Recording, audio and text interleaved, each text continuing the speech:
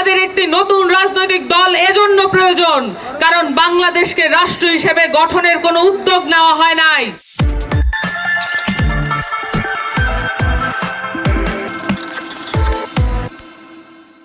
দেশব্যাপী আমরা দেখেছি, যেখানে মাঠে ময়দানে আমরা গিয়েছি সেখান থেকে আমরা বক্তব্য পেয়েছি কেন আমরা রাজনৈতিক দল গঠনে এত দেরি করছি। আমাদের রাজনৈতিক দল গঠনের যে আকাঙ্ক্ষা আমরা দেখেছি মাঠে ময়দানে, সেটাকে সংগ্রহ করার জন্য আমাদের প্রত্যেকটি কর্মী, প্রত্যেকটি নেতা মাঠে মাঠে ছুটে গিয়েছেন। জাতীয় নাগরিক কমিটি এবং বৈষম্য বিরোধী ছাত্র আন্দোলন প্রত্যেকটি থানায় থানায়, ওয়ার্ডে ওয়ার্ডে ছড়িয়ে গিয়েছেন। আমাদের একটি নতুন রাজনৈতিক দল এজন্য প্রয়োজন কারণ বাংলাদেশকে রাষ্ট্র হিসেবে গঠনের কোনো উদ্যোগ নেওয়া হয় নাই। আমাদের নতুন রাজনৈতিক দল এজন্য প্রয়োজন কারণ বাংলাদেশের মাটি ও মানুষের কথা বলার কোনো রাজনৈতিক দল এই মুহূর্তে বাংলাদেশের মাটিতে নাই। বাংলাদেশে একটি নতুন রাজনৈতিক দল এজন্য প্রয়োজন কারণ প্রত্যেকটি নির্বাচনে যে রক্তক্ষয়ী সংঘর্ষের মধ্য দিয়ে ক্ষমতার পালাবদল ঘটে, সেটাকে পরিবর্তন করার কোনো উদ্যোগ কেউ গ্রহণ করে নাই। আমাদের নতুন একটি রাজনৈতিক দল এজন্য প্রয়োজন, বাংলাদেশে মানুষ কোন দেশ থেকে তার ন্যায্য হিস্সা আদায় করতে পারে নাই। বাংলাদেশের কোন রাজনৈতিক দল, কোন রাজনৈতিক পক্ষ, কোন ফরেন মিনিস্টার পারে নাই আমাদেরকে ন্যায্য হিস্সা আদায় করে দিতে। আমাদের যত প্রতিবেশী দেশ আছে তাদের সাথে আমাদের নতজানু পররাষ্ট্রনীতি আমাদেরকে পিছিয়ে রেখেছে।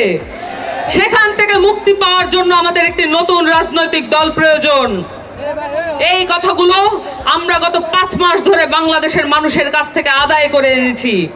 তাদের মুখ থেকে আমরা শুনেছি তারা নতুন রাজনৈতিক দলের কাছ থেকে কি কি চান।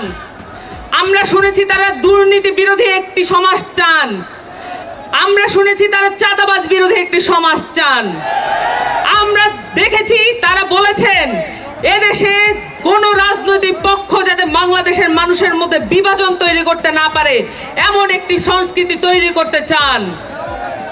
বাংলাদেশের সহজ সরল খেটে খাওয়া মানুষের রাজনীতি যারা করবে তাদের কথা বলার জন্য একটি রাজনৈতিক দল প্রয়োজন এবং সেই রাজনৈতিক দল এই 24-এর গণ অভ্যুত্থান আমাদেরকে সেই সুযোগ করে দিয়েছে। আপনাদেরকে সকলকে সাথে নিয়ে এখানে যত রাজনৈতিক মতবিরোধ যাদের মধ্যে আছে বা নেই, যাদের মধ্যে যেই রাজনৈতিক নীতিবিরোধ আছে, যত মত পার্থক্য আছে এবং যত রকমের রাজনৈতিক পক্ষ আছে, সকলকে সাথে নিয়ে আমরা একটি নতুন রাজনৈতিক দল ঘোষণা করব আজকে।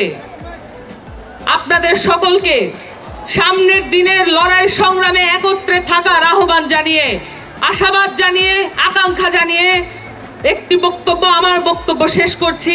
ইনকিলাব জিন্দাবাদ।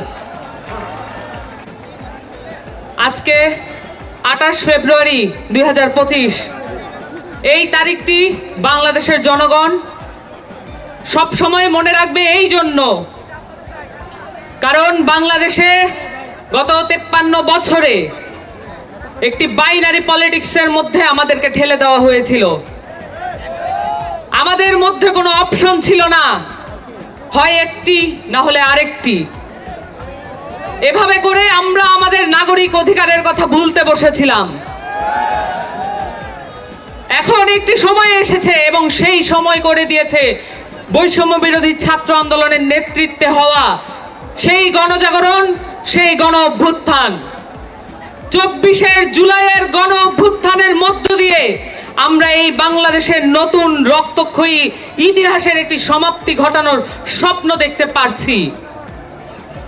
এই স্বপ্নের মধ্য দিয়ে আমরা বাংলাদেশের একটি রাষ্ট্র পুনর্গঠনের কথা বলছি।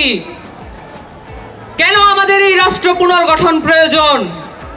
কারণ এই বাংলাদেশে কখনো বাংলাদেশকে অ্যাজ এ স্টেট, একটা রাষ্ট্র হিসেবে স্ট্যাবলিশ করার কোনো প্রচেষ্টা গ্রহণ করা হয় নাই।